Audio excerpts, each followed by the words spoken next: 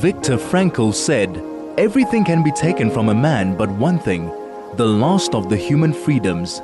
To choose one's attitude in any given set of circumstances, to choose one's way." This is Finding Human with Sue Jackson. Stay tuned for the next hour as Sue explores the human psyche, what makes us tick, and how to live better, more fulfilled and more meaningful lives. Only on 101.9 High FM. Hello, this is Sue Jackson on the Finding Human program. I know that I'd advertised on Facebook and everywhere that I was going to be interviewing Sarah Lister Goodman. I was really looking forward to it, but unfortunately we're connecting from our studio, but it's not connecting through to her. I think it could be their Wi-Fi or something that's just not on at the moment. So I'm just going to go on anyway for a little while. And what I would like to do is I would like to dedicate this program to Daniel Shimon Peres, Rabbi Doron and Shelley Peres' son, who was captured by Hamas on the 7th of October. And unfortunately, he was killed. His funeral was yesterday, and I really would just like to let the family know that South African Jewry is crying with you. Many of us, apparently thousands of us, watched the incredibly moving funeral, Daniel's funeral yesterday, and we were all in tears. Daniel was an incredibly brave young man, and we really thank him for the sacrifice he made, keeping our country, Israel, safe. I was going to be talking to Sarah about her beloved grandson, and we were going to dedicate this program to him as well, to Yakir Yedidia Shenkolowski, Levsky, it's a difficult word for me to pronounce, who passed away, was killed in the IDF in December. But I will definitely get back to Sarah, and we will do another program together. Right now, I think I'm going to talk about resilience and how generational trauma can evolve into generational resilience, which I think is quite amazing. And so many people today, in today's world especially, is showing us this. No, when I think of Israel, a few of my friends have just come back. Some are going on solidarity trips. Others have just come back. And they have said that they have never felt quite so connected in their lives as they have felt in the last few weeks in Israel. The feeling of unity, of people caring for one another is absolutely amazing. And then I watch my little granddaughter singing at her gun at her nursery school, and they were singing and dancing and just so incredibly happy. And one of the things that it's not like they haven't been into bomb shelters or had to have their hands over their heads. Of course they have. So there is trauma there. But the teachers are going on and just showing the children how to remain calm. And I think that's so important. We all have a duty at this stage to help one another through this. In South Africa today, we Jews are really struggling. Many people are thinking, why are we staying here when we are really not wanted by the government? And many times we have been turned on, and our businesses have been targeted. We've been targeted. And when I say we, I mean as Jews. And I think it's time for us also to show one another, and we are doing that we care for one another, and whatever happens, we will be there, and we will never allow anyone to be alone in this time. When I say this time, in Sarah's story, which she will tell, how she was born in Germany, and her parents were literally one step ahead of the Nazis right through Europe. I would like you to look up her story. You can go onto Les Glassman's, Dr. Les Glassman's website, and and look up Sarah Holistic Goodman, and you will see that there are two wonderful YouTubes there. One is much longer, which will give you her full talk, and the next one is shorter. Both really worth listening to. And then, of course, she's spoken on the she has posted on Jerusalem Post, and go on and you'll see a very good article, Sarah Lister Goodman, telling the story of the Holocaust, and that I found on Google. So I'd like you to feel that you're not losing out. We will definitely be back with Sarah with that and talking about it. Now, I am a member of a wonderful shul, Linksfield, and there's been a lot of community work put in, and I really need to thank the people who are involved in doing that. Bernice Burson and our Rabbi Afson and all the people who help Bernice are just absolutely amazing. I think I mentioned last week that one of the things that really has touched my heart, and I especially go a bit earlier. I happened to go to a lecture, a shiur, on one of the days, and as I get there, there's a group coming out from playing kaluki. Now, some of them said they've never played kaluki before, others say they just like to sit there and watch the others. But what's fantastic is the relationships that people have formed in this time. And this can be a time of great loneliness. It's almost, if you think about it, we came through such dark times anyway with the virus, and we didn't know how we were going to get through that. But once again, even when we couldn't see one another, we were still being able to connect with one another. And now it seems to have gone on that this connection is needed. Yesterday, I had to contact my granddaughter, not my granddaughter, my niece, Joanne, to try and get some numbers for someone who was needing a bit of counseling, and she didn't speak English. And thank goodness, because I come from such a mixed family, my niece sent me a list of care places, either Afrikaans or English, different churches that were running them. And she sent me that list. And so everyone at the moment is feeling it. They are feeling this pain and loneliness and confusion. And I'm finding that it's certainly not only the Jewish world that's feeling this. Fortunately, I do have a lot of friends and groups of non-Jewish friends, and I so appreciate their support for us at this stage of this time. I am not going to be going on for too long talking to you, but let's just go back for a moment to think about the hostages. And when I said that I would like to dedicate this program to Daniel Shimon Peres now, it's to his parents as well, Rabbi Doron and Shelley Peres and their families.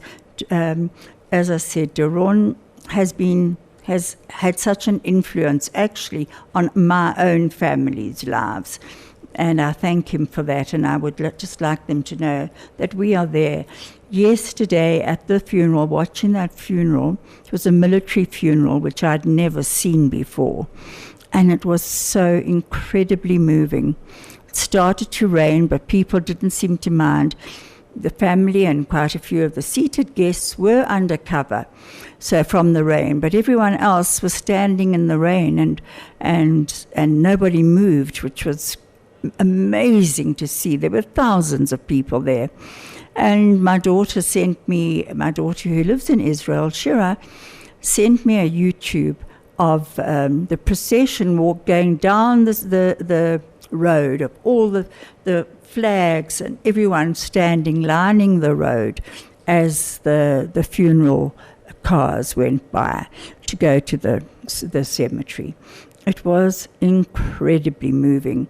And this is something that I think we don't often realize, that the IDF is a people's army. Now, I've always known it's called a people's army, but it's only now that I've really come to appreciate how much of a people's army it really is.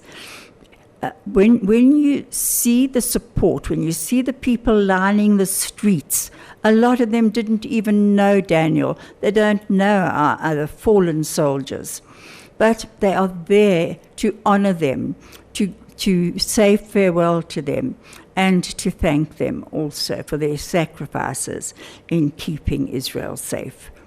At the moment, each day we are seeing different names coming up, and all I can think about is their families and the pain they've left behind, and all their friends. And our soldiers are guarding our country by air, by land, and by sea. And it's been going on for so long. On October the 7th, my daughter Shira was staying in Johannesburg with us, with her 2 children. She was here on holiday, and her husband Jordan had just gone back home. After the 7th of October, after shul that evening actually, because it was Simchat Torah, my daughter spoke to her husband, who was back in Israel, and he said, "Don't come back yet. Don't bring the children back into this war." It wasn't called a war at the time. He said it's very unsettled. Nobody really knew the devastation that Hamas had caused in their massacre. But he said, wait for a week and then come back. By that stage, it should be over. Well, that was the 7th of October last year. And they are out. They took the Hamas, the terror organization Hamas, took many of our young children, babies, women, men, the elderly, the sick, and they took them as hostages. They also took the bodies of our soldiers and people that had died. They took them and they paraded some of them through their streets.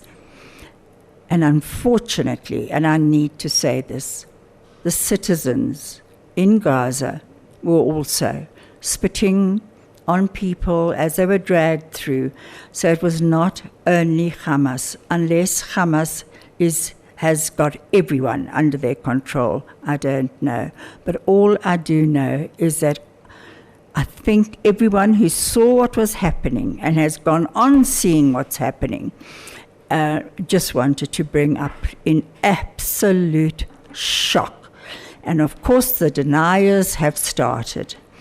And many of the channels are denying that it happened, that the 7th of October massacre even happened. How dare they? It's almost like the Holocaust denial. How dare anyone deny something that is so well documented? And not only that, the Hamas terrorists documented their own atrocities on their own cameras. So how that is being disputed, I don't know. But I do know that on LinkedIn, I'm on with many people who are giving a very different story. I'll get back to that shortly. This is Finding Human with Sue Jackson, only on 101.9 High FM. This is Sue Jackson, and I'm passing something to Craig, and it's making a noise. This is Sue Jackson on the Finding Human program on 101.9 High FM. I know that a lot of you were looking forward to hearing Sarah Lister Goodman. Unfortunately, we were not able to connect with her in Jerusalem, but I will definitely be doing the program with her as soon as I can.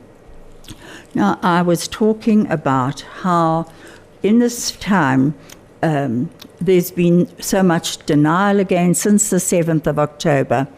I must admit that I'm on so many different news sites and checking all the time to see what is happening.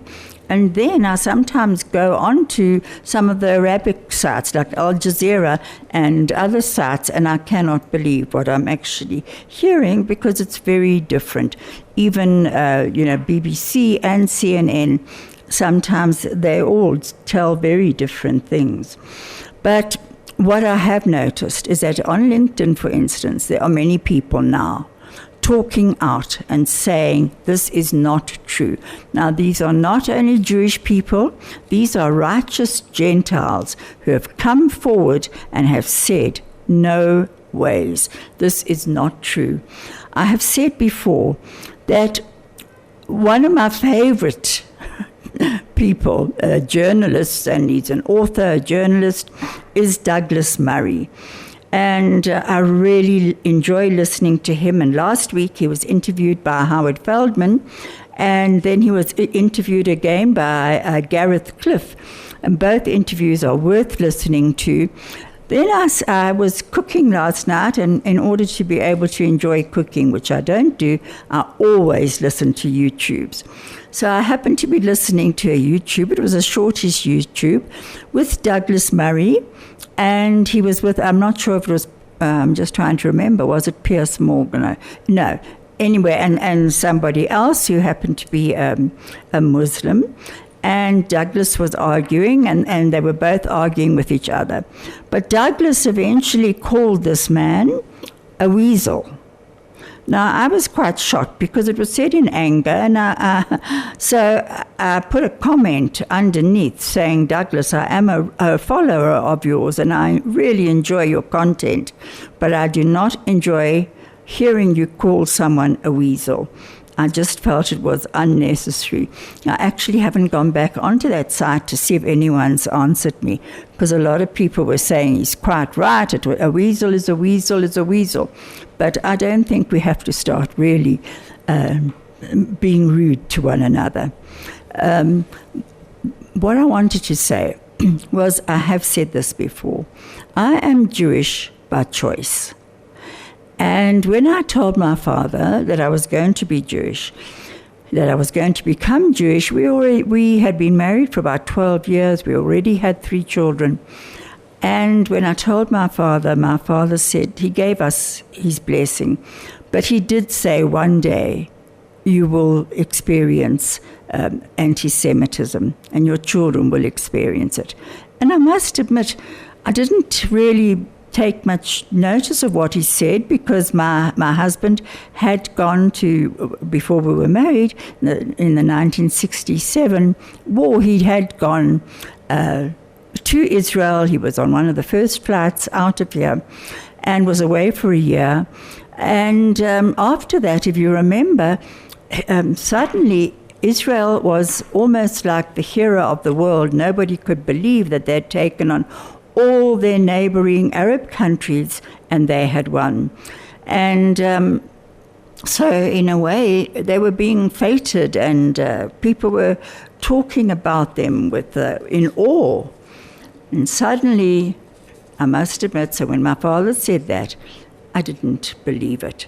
But I think we all know that people do not like Israel or Jews to succeed.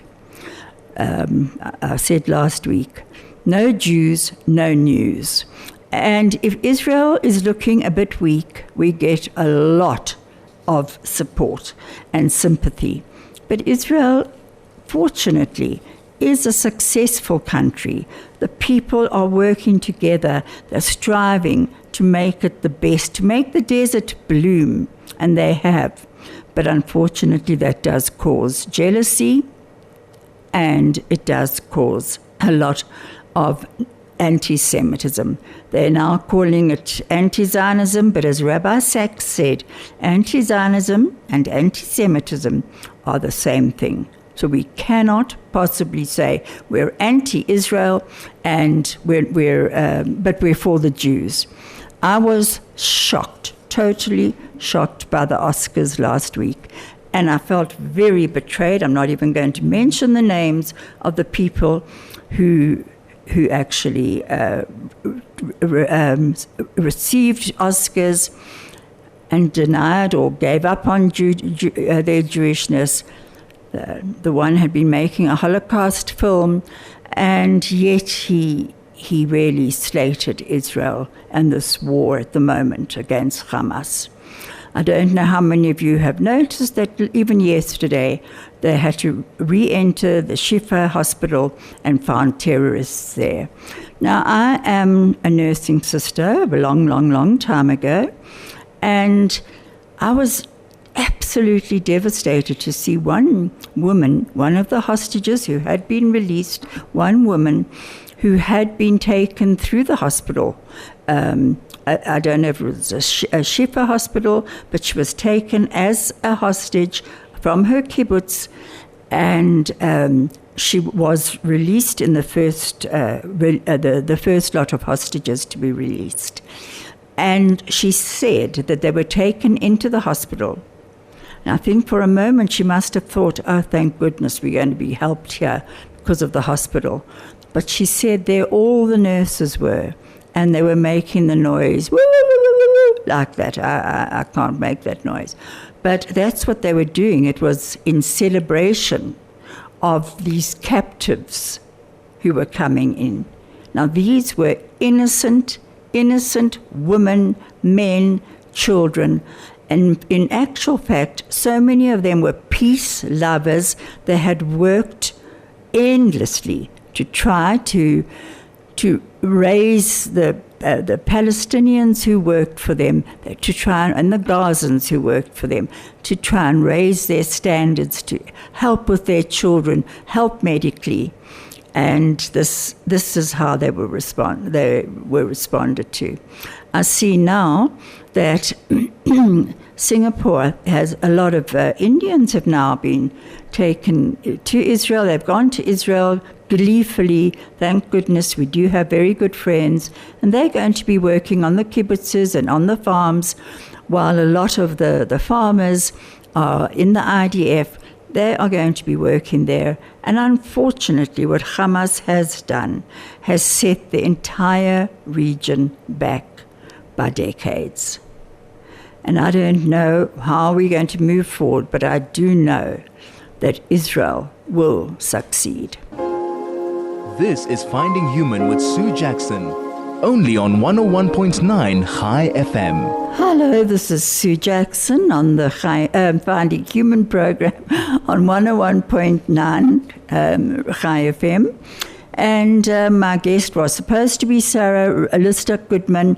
I'm trying to just fill in with her. She will definitely be back. We couldn't contact each other, but we will. One of the things that Sarah did say to me, which made a lot of sense because I've seen it with my own children, is that B'nai Kiva and I should imagine many of the other Jewish day camps teach our children how to sing and dance and learn about their country and just have fun. Whereas a lot of the Palestinian children, when they go on their camps, it's to learn how to shoot and how to kill Jews.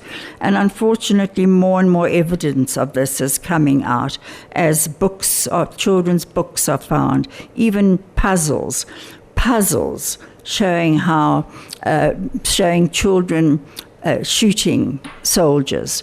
And the other day I heard someone saying that even their maths is done as if I've got two Jews, or if I've got 5 Jews and I shoot 3 of them, how many do I have left? Now, what are they teaching their children? Children do not deserve to be taught the ugliness of the world. There's enough around for them to actually see. We need to protect our children, to love them, to teach them the values of humanity, the humanness that is in all of us. There is what Viktor Frankl calls the demand quality of life. And we are all being demanded at this stage to step up to what is being asked of us. What is being asked of us? Each of us has something different. Some of you are being, and if you only have to look and see what's happening in Israel, you'll see that each person is stepping up. They're crocheting, they are cooking, baking. I can't believe what's going on. And they're all getting together as groups to do it. And one of the YouTubes I saw the other day was in Jerusalem.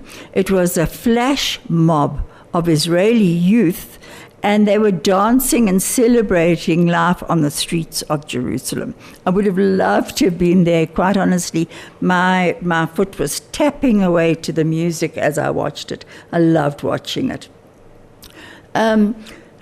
Going back to LinkedIn, I must admit that I do send every now and again quite a bit in, but I feel that we need to, all of us, if we've got a chance, we've got a voice anywhere, let's use it.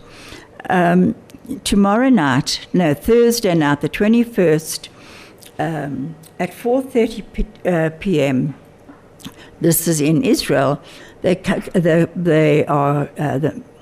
families of the hostages have invited everyone to a moving unity event for the release of the hostages. It's going to be a communal reading of the Shema prayer, and there's also going to be a shofar blowing. The main event will actually be at the Kotel. I know that all our synagogues in Johannesburg and elsewhere are also putting together a time when the entire world will be reading the Shema, and which I think is going to be at 5:30 p.m. Don't quote me on that, just look it up yourselves. But I think we need to all be prepared to put our voices and our prayers in there and pray for the safety of Jerusalem, of Israel, the whole of Israel, and of our hostages, to bring them home now, and of course to all our soldiers who have been on the field for so long, so many months. Many of them with young babies, new wives at home, and they are sacrificing for their country. And then, of course, the bodies of hostages are still being held by Hamas in their tunnel network, and which is disgusting. I cannot believe that the UNRWA, who have been blamed for a lot of what's going on in the schools, I can't believe that the UN have not absolutely insisted that the Red Cross see our hostages. This does not happen. And as for South Africa, we remain silent. There was a very, very little thing that said, and the hostages, kind of quietly. How dare they? And what about Nigeria? And all those young students all those young girls, students being taken as hostages. Have we heard much about them from our country, South Africa? No, we haven't. Why not? Because they are not paying our way. And I just feel I'm incredibly upset with South Africa, very disillusioned by them. And I must admit that I am being told to wrap up. So what I would like to do is actually to say to you, please, all of you, reach out to one another. This is a time when we're all needing each other. The world is quite a scary place at the moment, not simply for Jews, but for everybody. So let's unite with our values of compassion, of empathy, of care, and love, and care, definitely care for one another. Thank you for listening in, and I'll speak to you next week.